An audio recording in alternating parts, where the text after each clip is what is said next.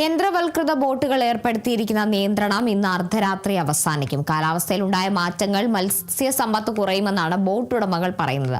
പുതിയ നിയമം മത്സ്യബന്ധന മേഖലയെ പ്രതിസന്ധിയിലാക്കുമെന്നും ഉടമകൾ പറയും.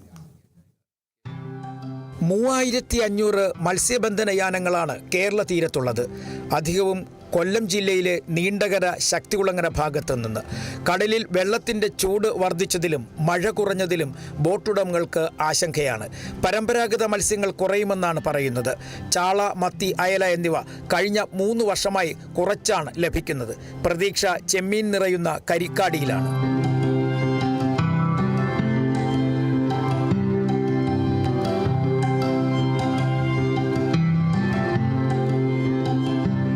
(2018) Kerala marine fishing regulation rules മത്സ്യബന്ധന മേഖലയ്ക്ക് തിരിച്ചടിയായെന്നാണ് ബോട്ടുടമകൾ പറയുന്നത്. ലൈസൻസ് ഫീസ് ഉൾപ്പെടെ കുറയ്ക്കണമെന്ന ആവശ്യവും ശക്തി പ്രാപിച്ചിട്ടുണ്ട്. ബോട്ടുകളിൽ ജോലിയിൽ ഏർപ്പെട്ടിരുന്ന ഇതര സംസ്ഥാന തൊഴിലാളികൾ അധികം പേരും ഇതുവരെയായും മടങ്ങിയെത്തിയിട്ടില്ല. ഇതും പ്രതിസന്ധിക്ക് വഴിവെക്കുന്നു. ട്രോളിംഗ് നിരോധന സമയത്ത് തമിഴ്നാട്ടിൽ നിന്നുള്ള യന്ത്രവൽകൃത വള്ളങ്ങൾ വിലക്ക് ലംഘിച്ച് മത്സ്യബന്ധനം നടത്തിയെന്ന ആരോപണവും ശക്തമായിട്ടുണ്ട്. ട്രോളിംഗ് നിരോധന കാലയളവിൽ പരമ്പരാഗത വള്ളങ്ങൾ കടലിൽ പോയെങ്കിലും കാര്യമായി മത്സ്യം ലഭിച്ചിരുന്നില്ല. Kerala vision news, Kochi.